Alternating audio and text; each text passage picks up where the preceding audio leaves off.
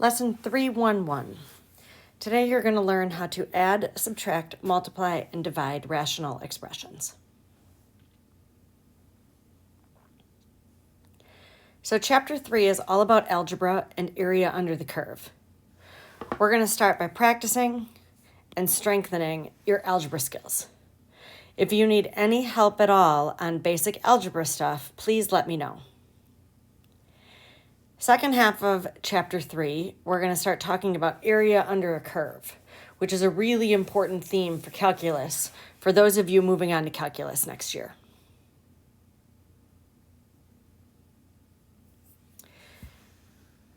So this is the first in a series of lessons on algebra skills that are important for this course and beyond. First vocabulary word for this section is a polynomial. So an example of a polynomial would be x squared plus 3x plus 2. So any expression that can be written in that form. A rational expression is an expression that can be written as a fraction. So we're going to do a lot of work with fractions in this chapter. An example of a rational expression is something that looks like this.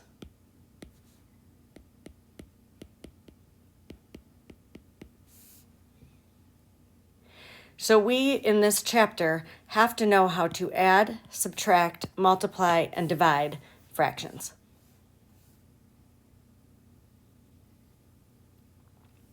So problem 3-2. Which of the following pairs of expressions are equivalent? So if I take a look at problem A, there is absolutely nothing that I can simplify in problem A.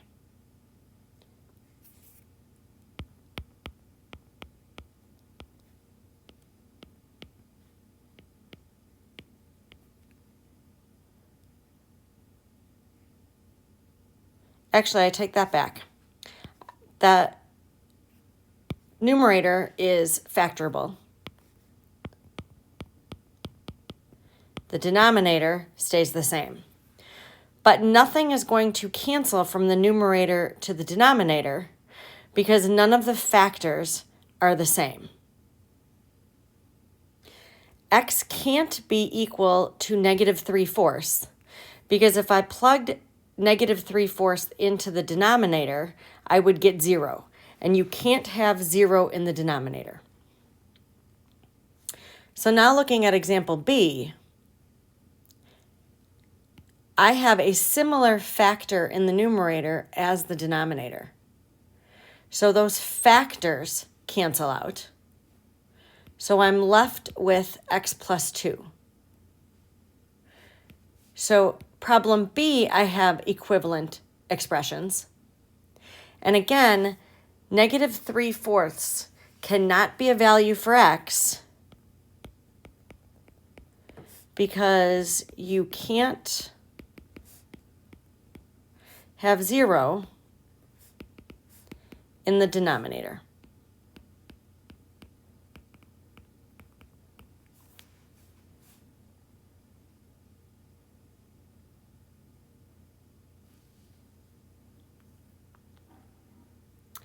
So problem 3-3, since multiplying any expression by 1 does not change the value of expressions, giant ones can be used.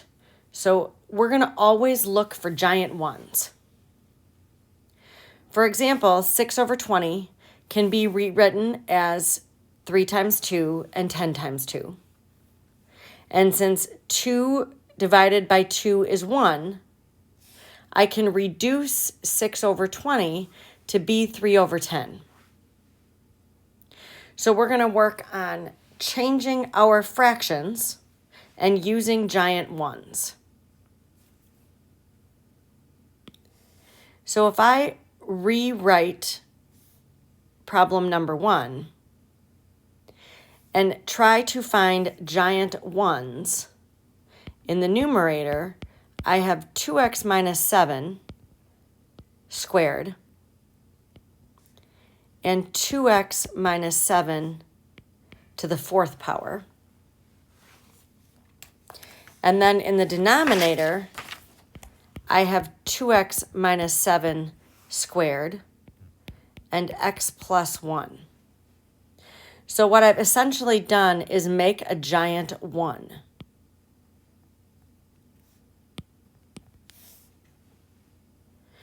So anything that is exactly the same in the numerator cancels that exact same expression in the denominator. So I am left with 2x minus 7 to the 4th power divided by x plus 1. And if I look at any values that need to be excluded, I know that x can't equal negative 1 because that would give me a 0 in the denominator. And if I go back to my original problem, if I set 2x minus 7 equal to 0,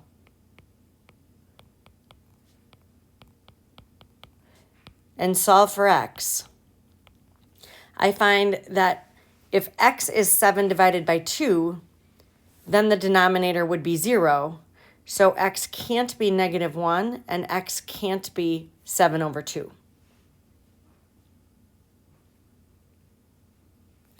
Taking a look at problem 2, you always want to factor first. So use factoring to find your giant ones. So factoring the numerator, I have 4x plus 1 times x minus 3. And in the denominator, I have x plus 2 times x minus 3. Now I've created a giant 1. So the x minus 3 divided by x minus 3 will cancel each other out. And I'm left with 4x plus 1 divided by x plus 2. And then I have to look for any values that need to be excluded. So x certainly can't be negative 2 because that would give me a 0 in the denominator. And x also cannot be a positive 3 because if I put a positive 3 in the denominator in my original expression, I would have 0 in the denominator. So x can't be negative 2 and x can't be 3. In this last problem, I have a 3 minus 5x on the top, which looks very similar to 5x minus 3. They're just opposites of each other. So a way to simplify that to get the big 1 is I can factor out a negative 1. And that will leave me with a positive 5x minus 3.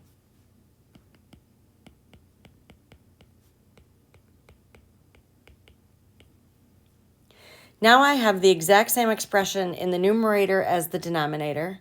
So I've made my giant 1. The 5x minus 3's cancel each other out. And I'm left with negative 1 divided by 3x plus 1. And if I go to look at my excluded values, x cannot be a negative 1/3 because that would make the first expression 0. And x cannot be a positive 3/5 because that would make the second expression equal to 0.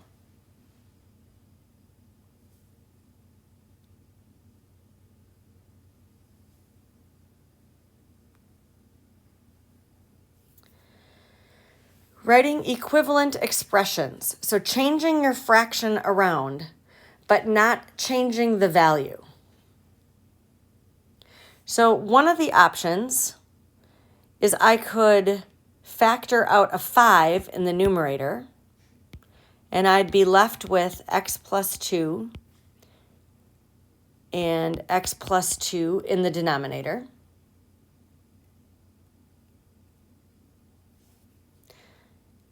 where x cannot be equal to -2. I could simplify that and just get 5.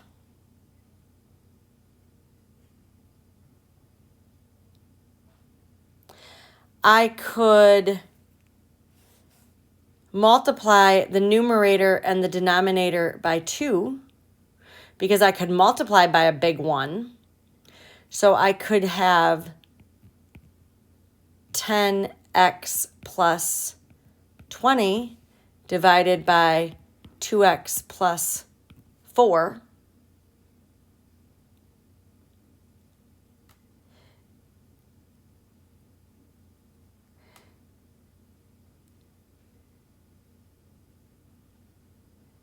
So there's different options for changing your fraction around to help you in whatever you're solving for.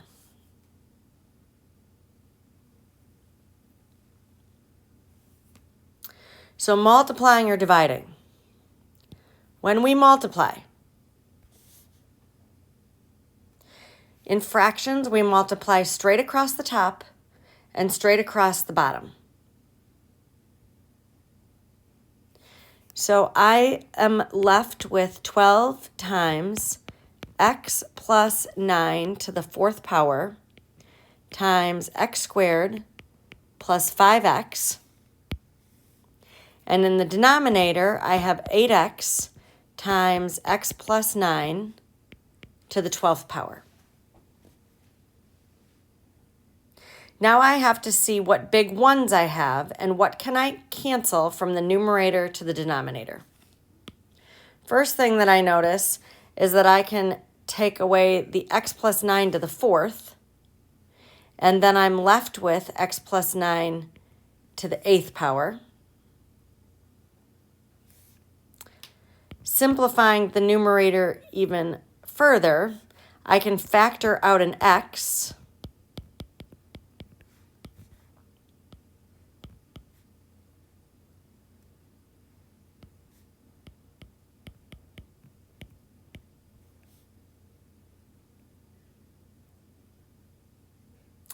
An x in the numerator and an x in the denominator will cancel each other out. 12 over 8 reduces to be the fraction 3 over 2. So I'm left with 3 times x plus 5 in the numerator and 2 times x plus 9 to the 8th power in the denominator. Going back to things that need to be excluded, go back to your original problem. If I put 0 in for x, I would get 0 in the denominator. So x cannot be equal to 8. X cannot be equal to 0. And if I put a -9 into the denominator, I would get 0. So x cannot be equal to -9.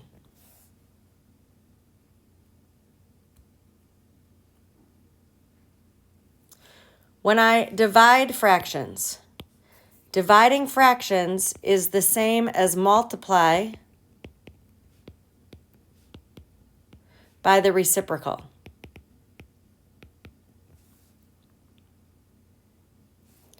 So I have 5x squared minus 14x minus 3 divided by x squared minus 9.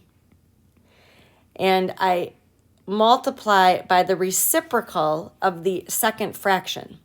So I have 2x squared plus x minus 1 in the numerator and 5x squared plus 6x plus 1 in the denominator. Now I'm going to work on factoring everything that I can. So in the numerator, I have 5x minus 1 times x it's going to be a 5x plus 1 times x minus 3. And x plus 3 times x minus 3. And I'm just combining across the top and across the bottom. So I have 2x minus 1 and x plus 1 and 5x plus 1 and x plus 1. So I factored everything that I could, and then I look for the big ones. So x plus 1 divided by x plus 1 is going to cancel each other out because that's a big one. X minus 3 times x minus 3, or divided by x minus 3, is going to cancel each other out. The 5x plus 1 divided by 5x plus 1 is going to cancel each other out.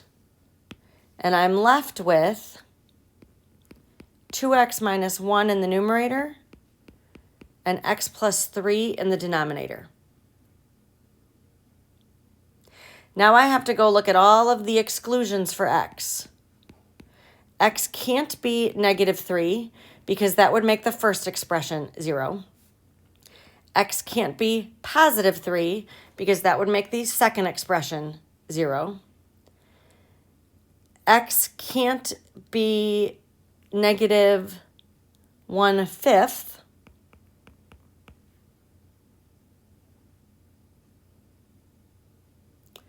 and x can't be negative 1. And then I have to go back to my very original starting problem and look at the original denominator. And this original denominator was 2x minus 1 times x plus 1. So therefore, x also cannot be 1/2. Because if I plugged a 1/2 into my original problem, I would have 0 in the denominator.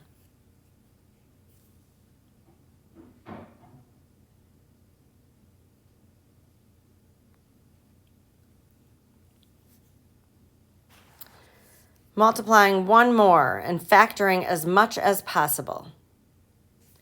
In the numerator, I can factor out an x.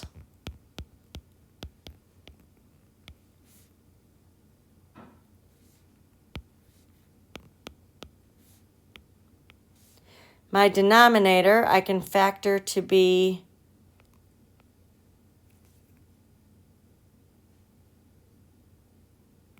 two x and x.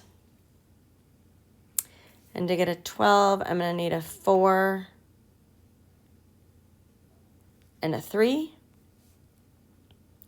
And I want my 5 to be positive, so this is going to have to be positive, and this is going to have to be negative. And in my numerator, I can factor out a negative 1.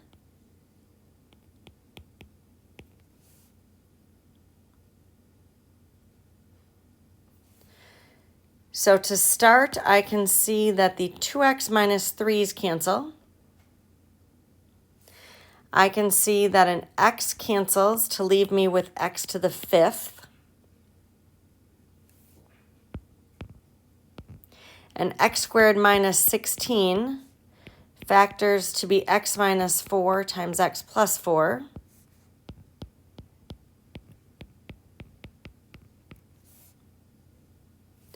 Now the x plus 4's will cancel. And I'm left with negative 1 times x minus 4 divided by x to the 5th. And now I have to look at my exclusions for x. X can't be 0 because that would give me a 0 in the denominator.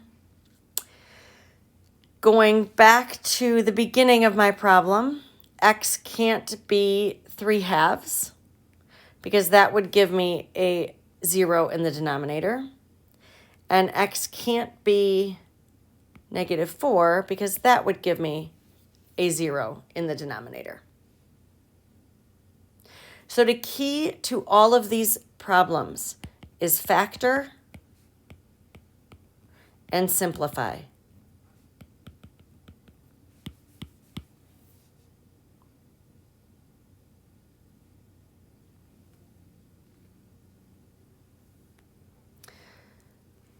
Looking at problem 5, are these equivalent? So think about adding fractions. To add fractions,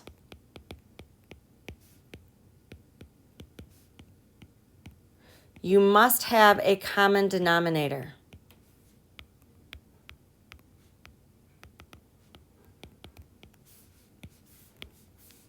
So if I'm going to add these fractions together,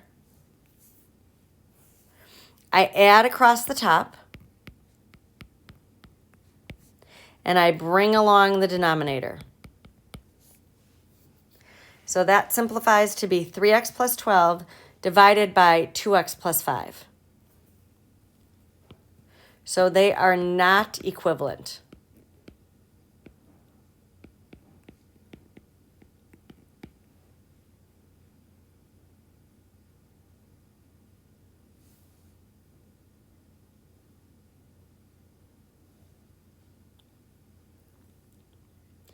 In problem 6, if I want to add these together, again, they must have the same denominator.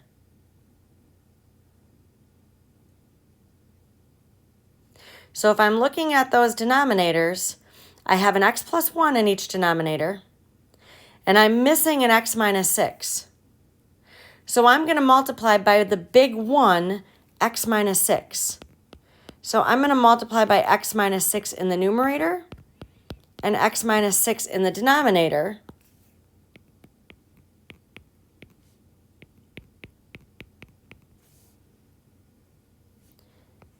Of this first fraction. So I'm left with 3x squared minus 18x divided by x minus 6 times x plus 1. Now I can add that to the second fraction because I have common denominators. And when I add fractions, I add straight across the numerator.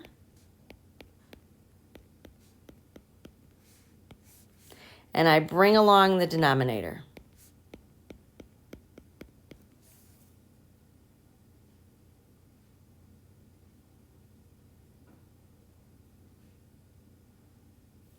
And then I look at my exclusions. So x can't be -1, and x can't be +6.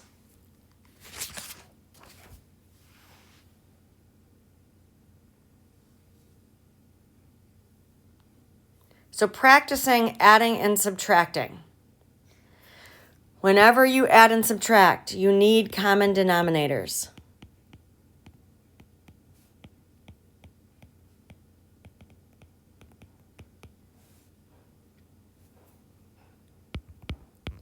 So I don't have to do anything to my first fraction, but I'm going to multiply my second fraction by x plus 3 divided by x plus 3. So I have 5x minus 4 times x plus 3, all divided by x plus 3. And you want to simplify your numerator, so get rid of those parentheses in your numerator.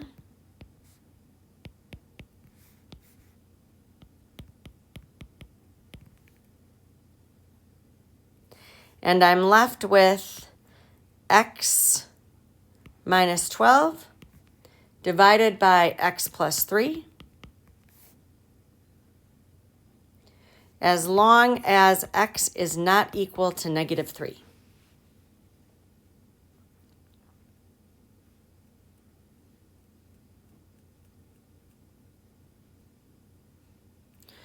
For problem B, I've got a couple of things going on here.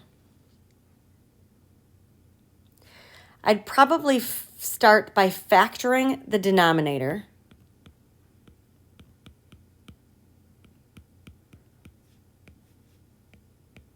To be 4x plus 1 and 4x minus 1.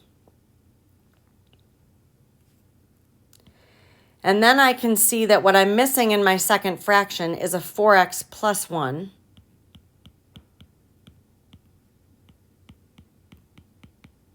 So I'm going to multiply the numerator and the denominator by 4x plus 1.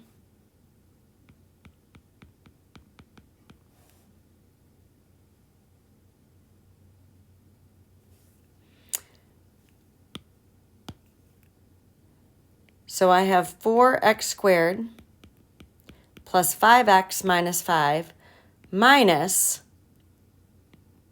thinking about your order of operations, multiplication comes before subtraction. So I'm going to need to distribute and multiply those expressions first before I can subtract. So I have 4x squared minus 5x minus 2,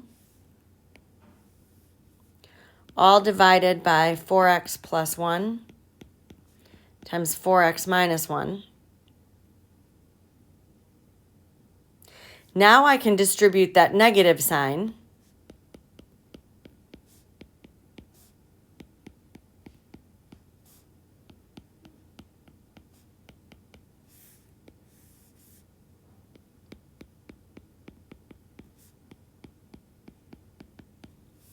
And then I can simplify the numerator.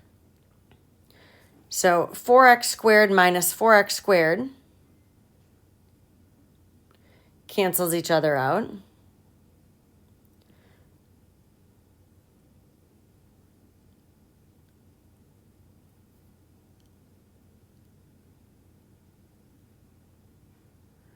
I have a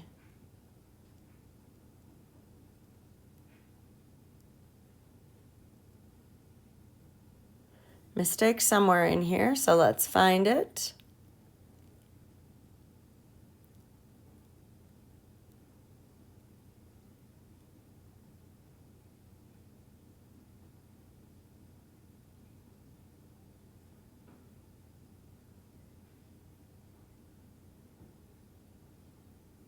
Oh, that's a positive 5x.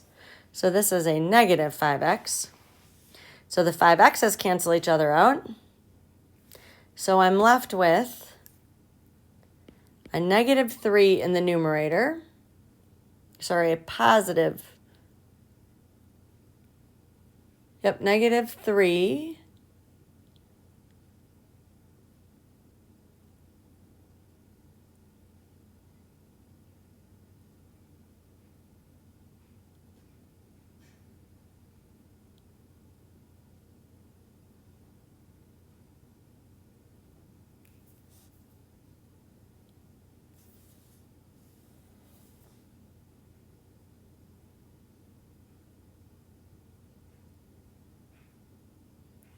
Where did I go wrong in this one? Let's see.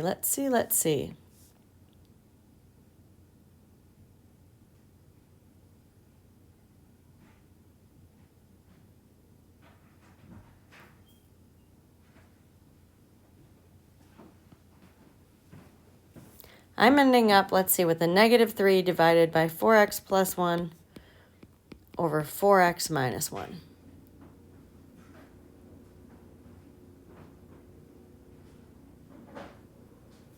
So x cannot be equal to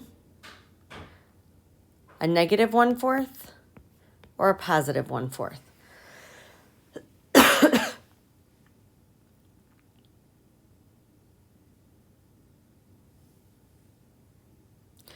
I want you to try problem C and D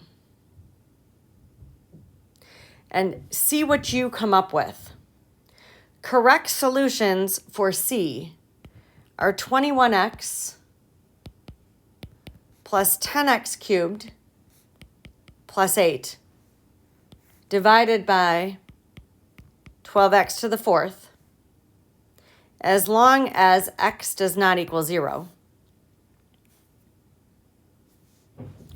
And the correct solution for D is x plus 2 divided by x minus 1 times 2x plus 5, where x cannot be equal to negative 5/2, 1, or 3. So we're going to spend a lot of time practicing these. It's a lot of algebraic manipulation. I said at the beginning of this that this chapter is all about manipulating algebra and adding, subtracting, multiplying, and dividing fractions. So homework problems to work on for this section. Please complete these and turn them into Canvas.